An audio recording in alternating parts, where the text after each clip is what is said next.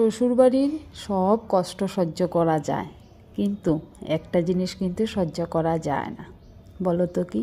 সেটা হলো সন্তান যখন কোনো কটু কথা শুনিয়ে দেয়। সেদিন সকালবেলা আমার বান্ধবী ফোন করেছে, সেই ছোটোবেলার বান্ধবী।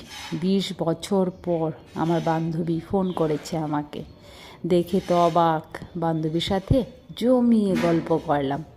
হঠাৎ করে গল্পটা থামিয়ে দিলাম। কানে ভেসে আসছে শাশুড়ি মার গজ গজ শব্দ।